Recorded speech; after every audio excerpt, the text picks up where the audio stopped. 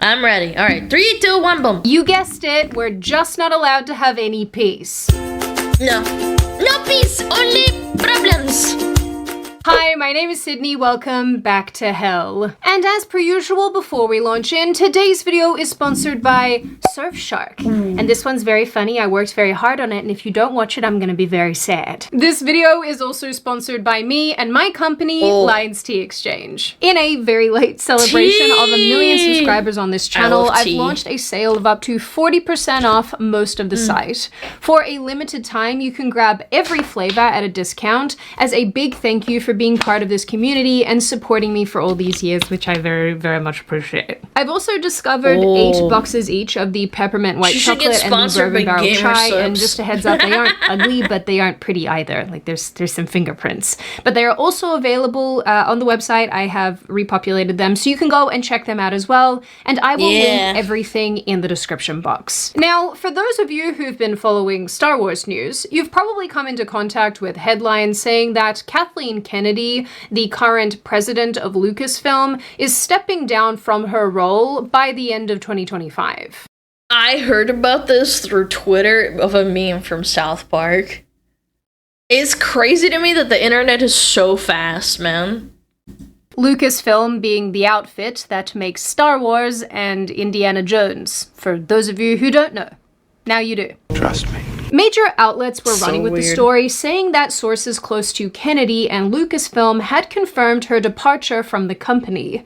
The first article to cover this, from an outlet that I've never heard of called Puck, wrote that Kathleen Kennedy informed Disney, as well as her friends and colleagues, that she was leaving the company at the end of the year. The writer adds that this isn't that huge of a shock, given that Kennedy will be 72 in June, and She's that old?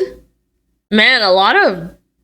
I don't know. She does not look 70. I thought she was maybe like 60. she's been at Lucasfilm for over a decade. Wow. He further writes that his sources say Kennedy was planning to leave in 2024, but decided to stay on for an additional year.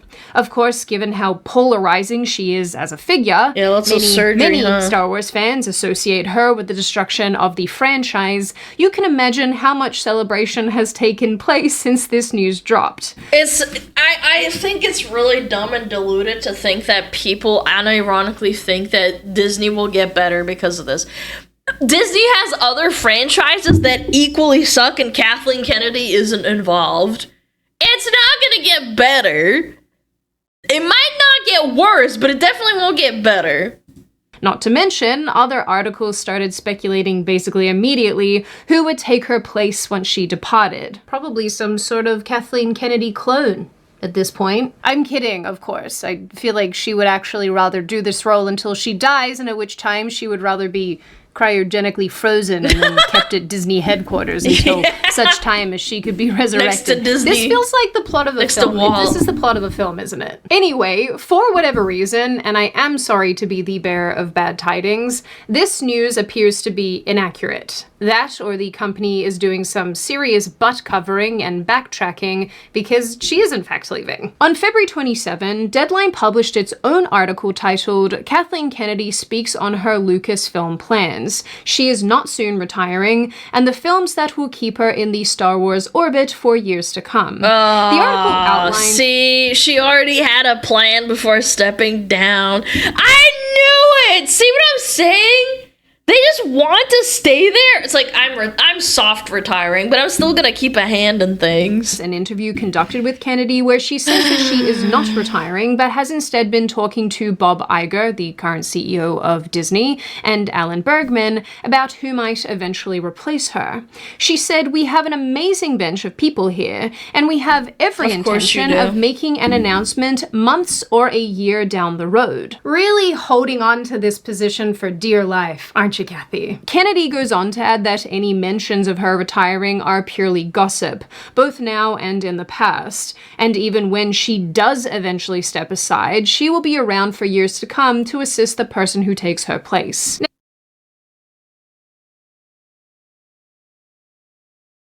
Evil truly never dies, chat. I don't mean she needs to die. I'm just saying she doesn't even want to step down, man. She doesn't want to stop. She wants to stay in this industry forever until she passes. Now, who really knows if Kathleen Kennedy actually plans to retire by the end of the year, or if she's actually even found a successor of sorts?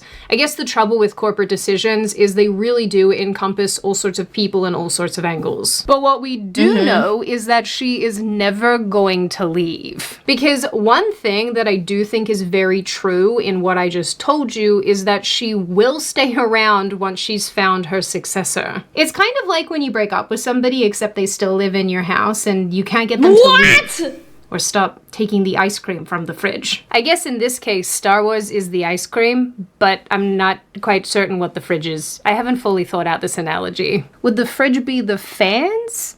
The successor? Who is the fridge? The other thing is that Kathleen Kennedy said in this article that she will never stop making movies and she will die making movies. Done. I mean, is it a money thing or is it a love for the art? I don't know. I hope it's for the love of the art, even if she's shitting up a franchise. I'd like to think the best of people, even when they're not very nice. Threaten us with a good time, lady. But more than these two things, even if she did remove herself from the company, I'm not even sure that that matters at this point, given how much damage she's done to the brand. Kathleen Kennedy's legacy is stained into the fabric of what Lucasfilm and Star Wars are at this point. Yeah. But you want to know what shouldn't... When did the first, Kylo Ren with the chick movie come out? Like 2018? Yeah, it's been a while. 2015. Okay, it's been 10 years. Yeah, I think she's genuinely has solidified it herself. Yeah. It is kind of over at this point. Even going back to what made Star Wars really enjoyable, I don't think you could really do that again. I think people would be like a little bit confused. They'd be like, oh damn, well what happened to those characters? Yeah, it's been a decade. It feels like 3 years. Be stained into the fabric of the internet. Bad people who want to get to you, which is why today's video is sponsored by Surfshark. Hey you! Yippee! Yeah, I'm talking to you. Are you tired of surfing the web like some little Timmy? No. Denied access because of where you live and at the mercy of censorship? No. Yeah, you are, because you're a warrior. And that's why you need Surfshark VPN. Surfshark is a stellar VPN, but it isn't just any ordinary VPN. It's your sword and shield while you conquer the internet. In this day and age where attacks can come at you from everywhere in the digital realm, Surfshark keeps you protected like a kung fu expert at your back. It karate chops anything trying to collect your data, and roundhouse kicks the competition when it comes to identity and credit card protection from your devices. How many devices? All of the devices. Surfshark doesn't care how many you're using, it can handle them all. Hi-ya! But Surfshark isn't just here for protection, it's here for action. You want to stream and browse content like royalty, and Surfshark is rolling out the red carpet for you. It's got over 3,200 servers in 100 different countries, turning you into a global domination machine. And censorship is a joke with Surfshark. Blocked or restricted content? Do they even know who you are? Surfshark is going to make sure you can see what you want when you want. Because this VPN allows you to bypass country restrictions. So if you too want to search the web with confidence, then click the link in the description or go to surfshark.com/Sydney and get an extra 4 months added to your subscription. When she took over in 2012 after the sale of Lucasfilm to Disney... Oh yeah. Oh my god, I thought he still had ownership over the Star Wars franchise. He completely sold it. Oh my god, I don't know, man. If I was Lucas, I'd actually be kind of crying. The legacy that's been kind of just thrown into the bin after like 10 years. Imagine the damage they're gonna do after he passes on top of that. He'll be rolling in his grave. Kennedy told George Lucas himself she planned to do his stories and his characters justice. The main thing is to protect these characters, make sure that they still continue to live in the way that you created them.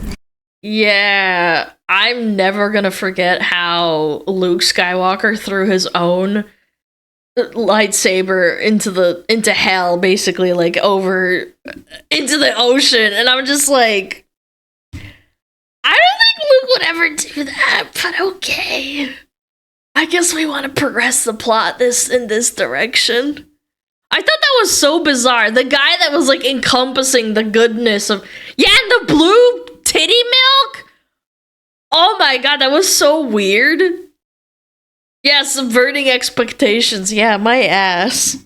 And that the universe of Star Wars continues to grow. I want to preserve within the spirit of this company, and as it moves into Disney, I think it's vitally important to anything we create that we hold on to the spirit of what started all of this. Oh, yeah. Oh, yeah, they definitely did a great job of that. They totally didn't piss all over everyone's legacy. Like, all the old actors came back just to die, essentially. I know that for a fact. I'm not like a giga Star Wars nerd, but I know they kind of pissed all over that legacy.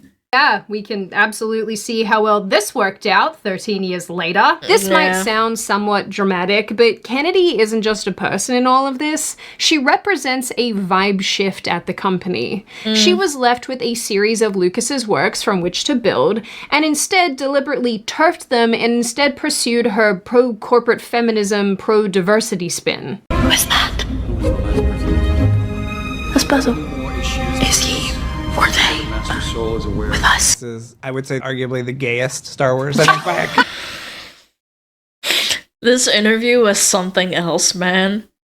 The gayest Star Wars. Considerable margin. I think that Star Wars is so gay already. Okay. I mean, have you seen the fits? We'd be like, look how gay this is, and then send each other a reference photo. And are you telling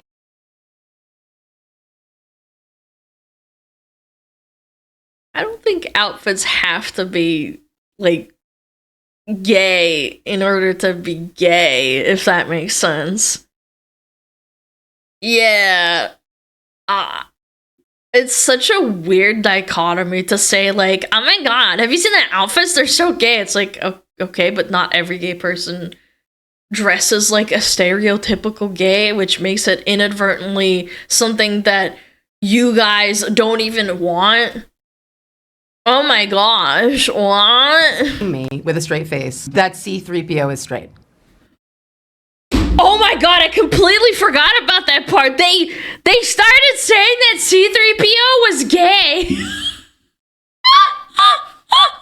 The robot is gay! I have watched this clip probably more times than I care to admit. Yeah, and it I remember still this now. annoys the crap out of me. I don't know who finds this funny, but They programmed him to be gay, chat. Stop being homophobic or homo-robophobic. the kind of lobotomy they have. I yearn to have not a single thought that can pass between the two hemispheres of my brain. This is a spin that hasn't broadly resonated with audiences, given it seems that Star Wars is at one of the lowest points in its history. Lucasfilm has not produced an actual Star Wars movie since 2019. The films they have produced have been an exercise in disappointment and financial setbacks. Kathleen Kennedy greenlit The Force Awakens, a movie that performed fairly well to begin with, but And was then fell ultimately off. hit with major criticisms around its boring characters and lazy writing. I watched it back then when it came out. I pirated it because I didn't have money to go to the movies, but I remember thinking to myself, like, why is she just so good at everything? What, that was my first initial thought. Why does she not have, like, any character development other than, like, she is amazing at everything that she does? Yeah, she's a Mary Sue, and she just shits all over Kylo Ren, too. Plenty of And the other male supporting character, who's kind of like a beta, in a way.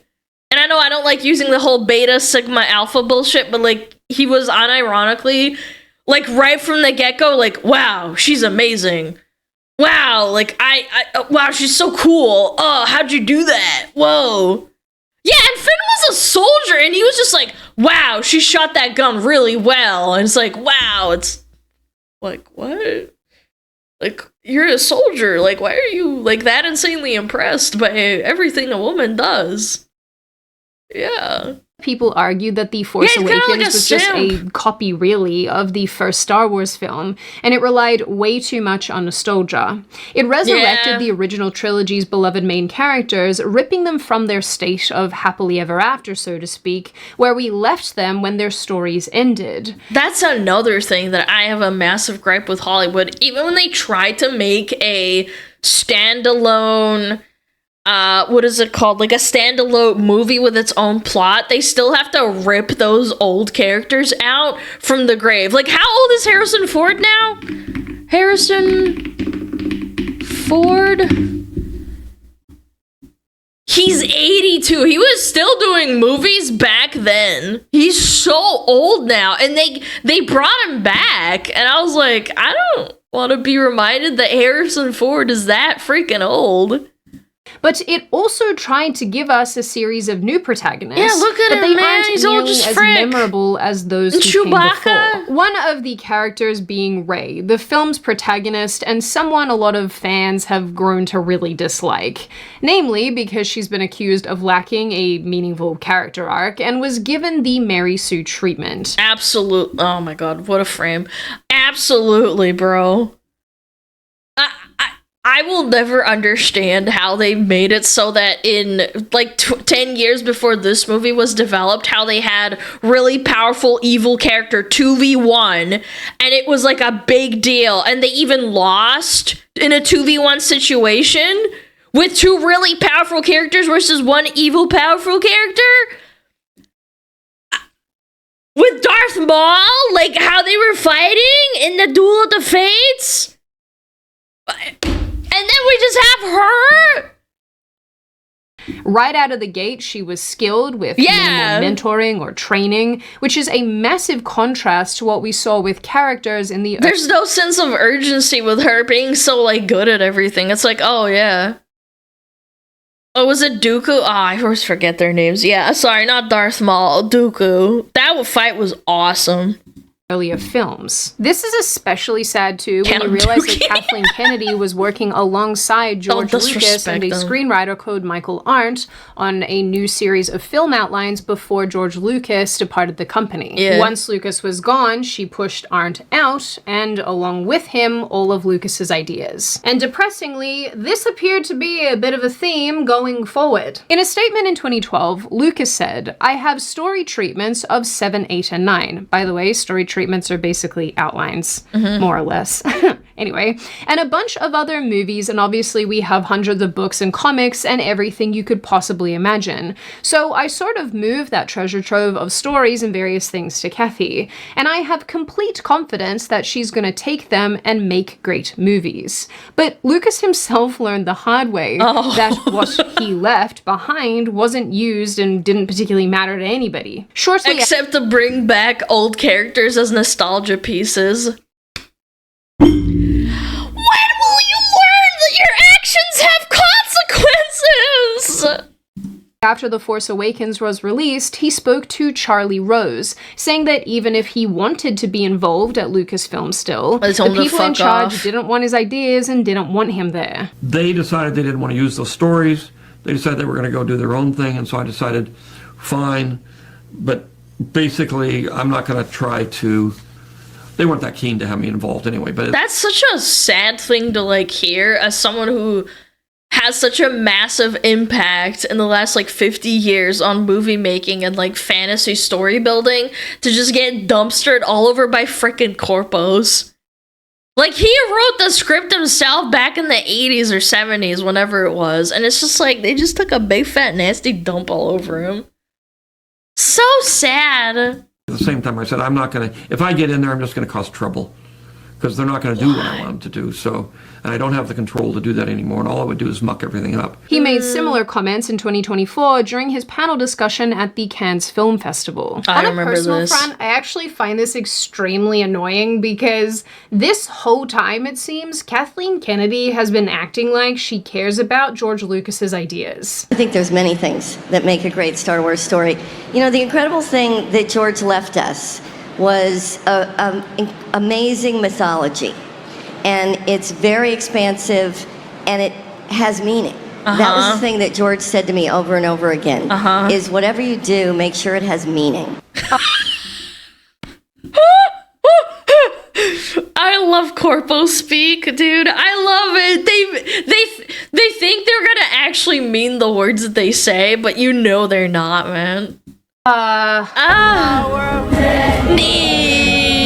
If you guys have watched an earlier I'm gonna video that throw I up. made about this topic, you will know how much I love this other clip of Kathleen Kennedy and J.J. Abrams, the man who helped work on The Force Awakens, The power of talk about many. George Lucas like he's dead. There isn't a day that goes by or went by as we were making the movie where we don't talk about George.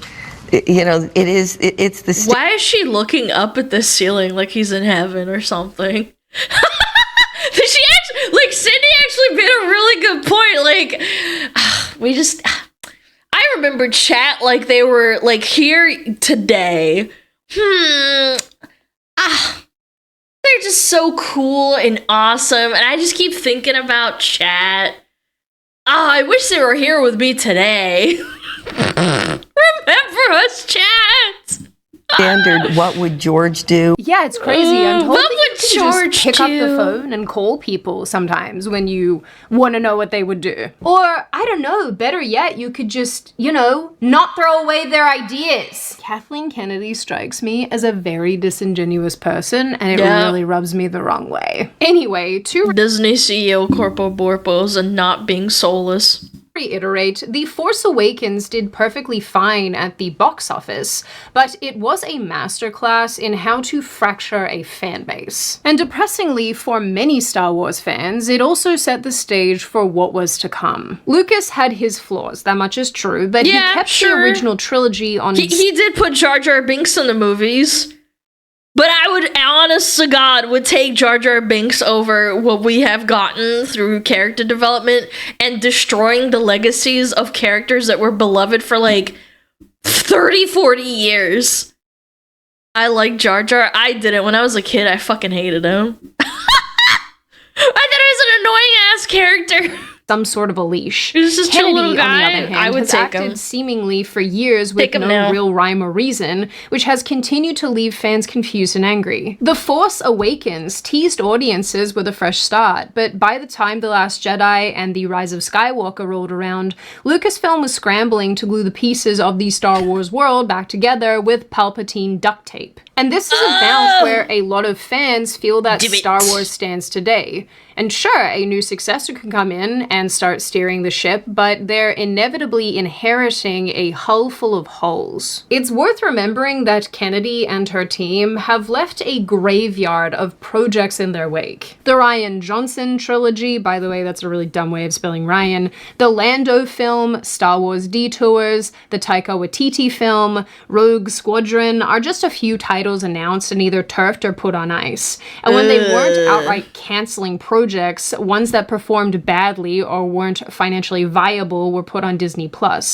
With Kennedy's leadership, Yeah, that the makes a company lot has of money. announced so many projects, but have failed to follow through, making Lucasfilm an unreliable narrator of its own business plan. Beyond that, she has been instrumental in the company going down the corporate feminist pro-diversity route, like I mentioned before, ham-fisting this messaging into the Star Wars franchise. So my character, she's a powerful leader.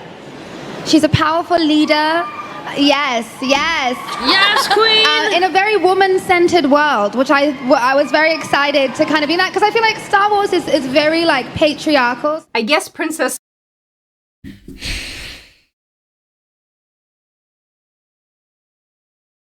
Oh my god, this gives me a headache. Patriarchal Star Wars. Lest we forget about Princess Leia literally showing to to every character that she could do everything, and also killed a big baddie space monster that was essentially like the leader of a mafia in the galaxy. Yes, so patriarchal, of course. Yeah, or Padme! Like, what the hell? Leia means nothing to you. And Padme, what do you mean? I'm not gonna lie, it's actually pretty hard for me to take Jodie Turner-Smith's opinion seriously about anything, given that it's she like those things didn't accepted happen. a role as So Anne annoying. Boleyn, the literal woman who existed in the history, the white English woman who married Henry No, she was VIII black, and Trent. played her No. in a show. I have trouble.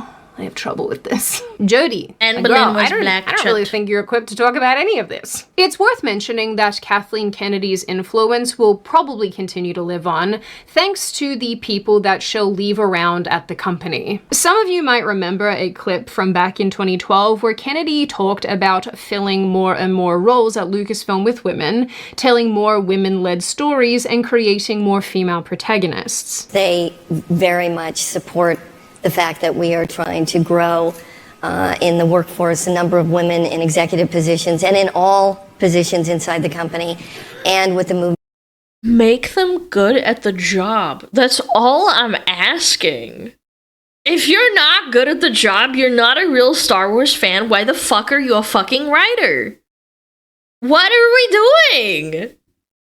Yeah, executive positions. Yeah, executive writer. Smuggalana has no idea how Star Wars works, but she's a 400-pound woman. Excuse me? What? Smuggalana's gonna be the next executive writer? Oh, that just sounds awesome. Doesn't it sound awesome that I could shit this place up? I'll leave it like a fucking disastrous, like, meteoric toilet hole. You would be a better writer than Star Wars? No, because I'd put a bunch of big, bustling men in there, and then I would make them wear, like, little green rat, ears and yellow shirts, and they would wield, like, double lightsabers in each hand, and then when they start fighting, they start yelling, "Cheese to meet you." You're hired? Oh, okay. You work on Diablo? Dude, that sounds awesome. Yeah, they start yelling, "Cheese to meet you," and they rip their yellow shirts off. And they're all, like, lubed up already. Man, I'm honestly... Okay, you know what? I take it back. I think I would probably be an okay writer at that point. You had me at big muscly men? Thank you. That we're making, and with the protagonists that we're putting in the stories. So I get a huge amount of support with that. But we have 50% of our executive team are women. Mm-hmm. And Wow, the quota has been met, chat. You hear that? 50-50. That's the equivalent of real life. 50% of women on the planet and 50% of men. That's how executives should be. Lest we forget that all male nurses, there's maybe one male nurse to like 20 female nurses. We gotta bring in the men. 8 of the people in my story group are women. And I'm sure there's a lot of people that would be surprised that we're making Star Wars movies and the majority of the people involved in the development of those stories are women. Mm-hmm. And I think that it's making a huge difference in the stories that we're trying to tell. I feel it is going to happen. We are going to hire a woman who's going to direct a Star Wars movie. I have no doubt. She used...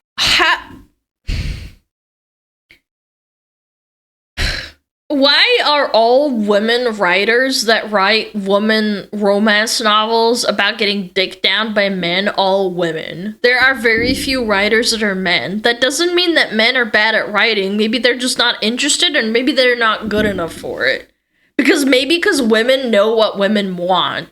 Maybe we just take someone, no matter what their gender is, and let them write Star Wars shit! It doesn't matter if they're a man or a woman! this same influence to create what started off as a female-only writers group charged with managing Star Wars canon. This group includes men now, don't you worry. Can't speak to the overall masculinity of those men, but it includes them nonetheless. Given that Kennedy has had 13 years to enact her desired changes, it's happened, and elevating women to positions of power and authority in the company for seemingly no other reason than the fact that they're women, it seems that even if she did leave, I don't really know how meaningfully or how quickly changes would actually take place. I don't know if I articulated myself very well there. I don't know how quickly or even if the company could recover. I hope it could, with, you know, maybe some Doge Department treatment, but it's a Doge Department. Elon Musk writing Star Wars. Please don't yell at me in the comments. As I have said numerous times, and I'm going to repeat myself because I think it's important, I have absolutely no problem with female creatives in the entertainment space. I also have no problem with female protagonists, female characters, and female-led and female-based stories. But all of this revolves around the idea and the fact that those stories and characters are well written, and the females who are in those creative positions are there based on merit rather than sex. And it's so funny too. I can even state a really good example of a female protagonist having superpowers, and they don't immediately have this ability to be an amazing character right off the bat and that they can save everyone. Her name is Ciri from The Witcher. She's really cool and she has superpowers and she literally bends time and space, but she doesn't know how to control it right off the rip, and it's about her learning how to do that. She fucks up and makes mistakes. She's really cute and has a lot of innocence in her, whereas with Star Wars, she's just amazing and everything is just really cool.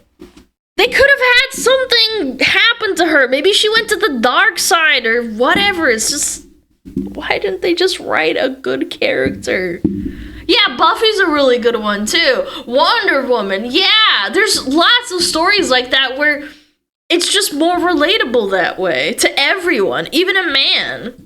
The trouble, it seems, with Kennedy's Lucasfilm is that merit doesn't really matter. She has a track record of elevating activist-type women to positions of power and authority who have no real track record to speak of. The initial leader of her writers group, Kiri Hart, had no real notable experience in the industry. Are you kidding me? Literally nothing? Not even like I wrote fan fiction or something, or I liked Star Wars when I was a kid? What? Before she filled this role, and she went on to hire 2 additional women who also had no notable experience in the industry. Kennedy hired Victoria Mahoney for Rise of Skywalker, excited about I would have been happier if they hired some reclusive, like, femcel that writes Star Wars fanfiction on, like, fanfiction.net or Archive of Our Own. I actually think that would have been a better outcome than someone who has 0 experience whatsoever.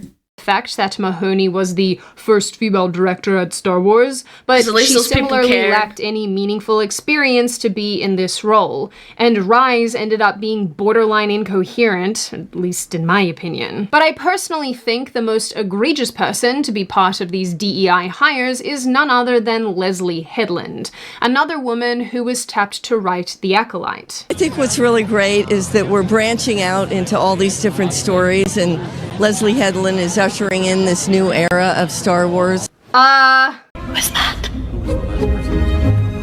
That's puzzle. Is he or they with us? I think it's canon that R2-D2 is a lesbian. I'm sure all of you remember R2-D2 is a lesbian. Okay, the C-3PO was like, okay, maybe because it looks like a androgynous man, okay? Like, the C-3PO, he's, like, standing upright. R2-D2 computes and communicates through people. What? But Kennedy sought out and greenlit The Acolyte, a Disney Plus show that bombed so badly it was cancelled after one season. And Leslie Headland, the showrunner, had never worked on a sci-fi based project of this scale and proceeded to make the entire series more of a DEI checklist than a cohesive story. I hate everything about this, and it makes me want to crawl in a hole. Now, what is Chewbacca? He's a furry.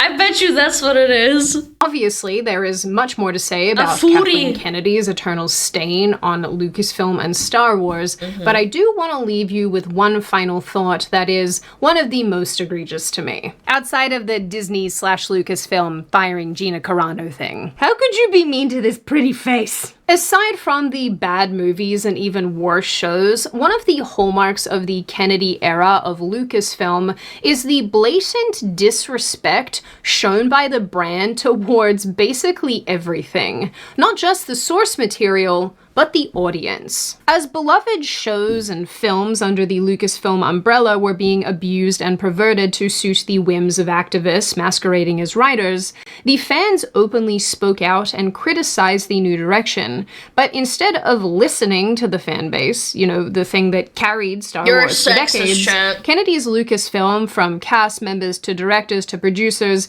insulted the audience. They accused everyone of being sexist or racist or bigots. Star Wars isn't failing because of— You know what's really weird is that when I saw the scene with the titty milk with Luke Skywalker, I immediately just thought to myself, like, man, they really, really wanted to shove it in your face that this character is not the character that you've grew up and fell in love with as a character.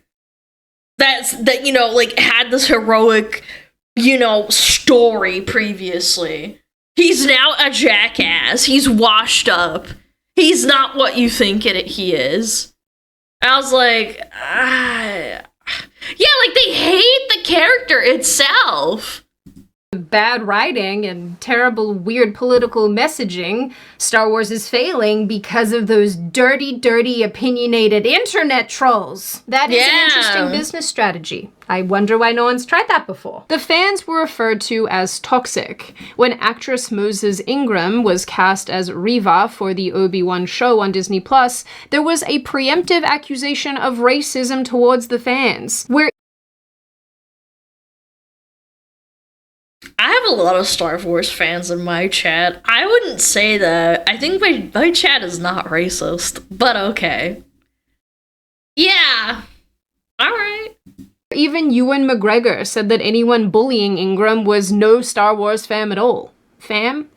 Oh my god, I can't speak today. You're not fam anymore. Kennedy suggested women struggle in the Star Wars universe because the fan base is male-dominated, suggesting it is— What is my chat saying? Chat, you sure we aren't? We can be. Yes, we are. My whole heart says I am. Chat, you're racist because you race in cars all day, okay? Come on. Don't be like this. I'm gonna get canceled. Rife with sexism. While I don't doubt that there have been some people who have made truly heinous comments, I mean, it is the internet after all, I feel like that's really a breeding ground for all that type of thing. I think to then tar the entire viewership and fan base with that same brush is a little bold. Is that the right word for this? Is it bold? Yeah, maybe bold. Stupid?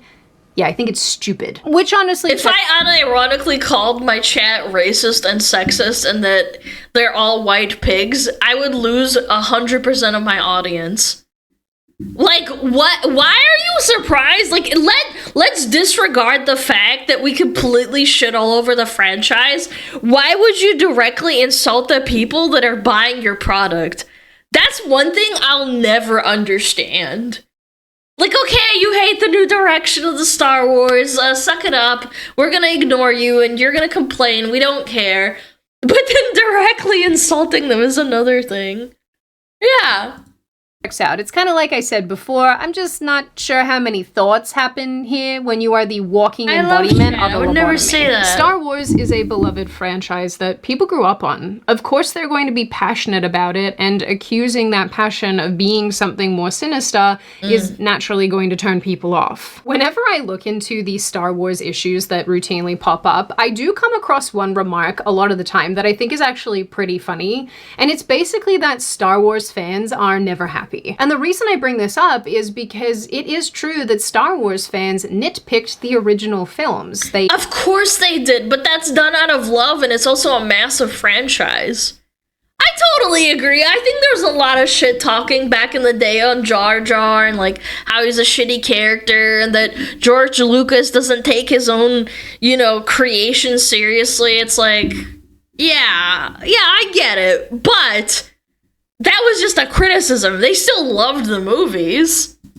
They hated Hayden Christensen as Anakin. They hated Jar Jar Binks. There's lots of other characters that they just kind of despised, or storylines that they weren't particularly fond of. So I think to assume that the current disdain being angled towards this weird iteration of Lucasfilm is somehow unique to this era is silly, because it's not. Where this differs from normal criticism of a film or a show or a character or whatever is the fact that fans really feel like they have totally lost their franchise. Have you ever bought a burger and it had like onions or tomatoes or pickles or something that you don't like on it, but you still ate it after you took out and ignored the part that you don't like? I feel like that's what part of like being a fan, like it's part of life. I never bought burgers. What do you mean? You go to Burger King. What the frick? You've never been in Burger King or McDonald's and they accidentally put something in and then you criticized them or yelled at them and then you still ate the burger? I'm sure you do. I'm sure everybody's done it at least once. But it's fine to eat it afterwards and still enjoy it. Yeah, picking out the stuff that you don't like, it's fine. And I feel like that's part of like a movie or a piece of art or a piece of writing. You just didn't like a certain part of it and you express your opinion, but you still enjoy and consume the content because overall it's still a burger. They feel like the very thing that they were drawn to initially is gone, and it's been replaced with something that they don't get and they can't relate to. This new Star Wars, Lucasfilm, whatever, is being directed at an audience that's not even very dedicated to what's being produced. Age-old fans that care about the franchise actually want to see really great storylines and characters brought back again, and, a whole lot less of lesbian space witch covens. So the reality is, even if Kathleen Kennedy ups... You know why it's bad? Because the lesbians aren't even kissing. Mwah.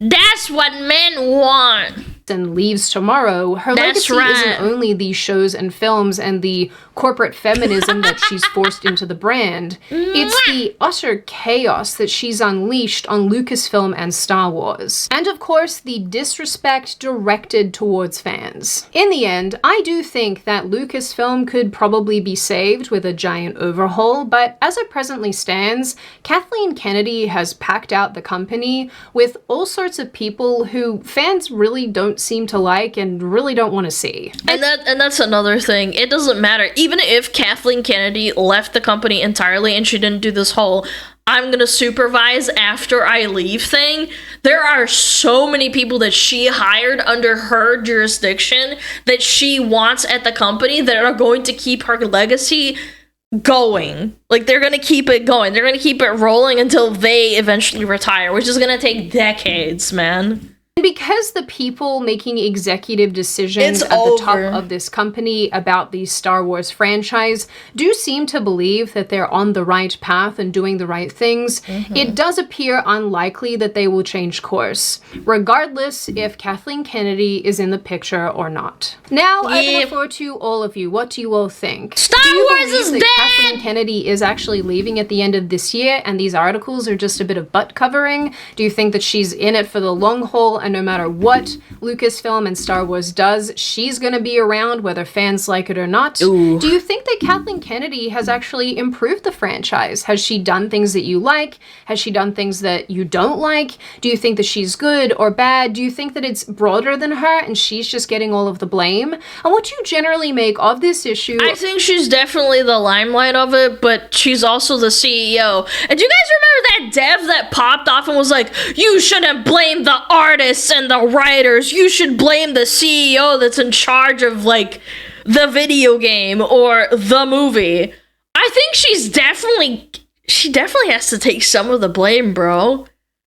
Man, you can't even say, oh, it's not her fault. She said it out loud. She's like, I'm hiring more women, even if they have no experience, which is proven, by the way, because they have zero experience.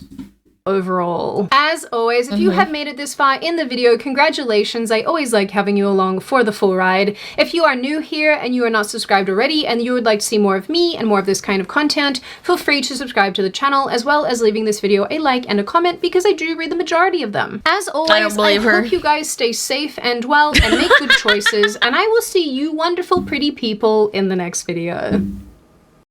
Goodbye! Yippee! Haha! Awesome! Another dead massive franchise that's been around since the 70s.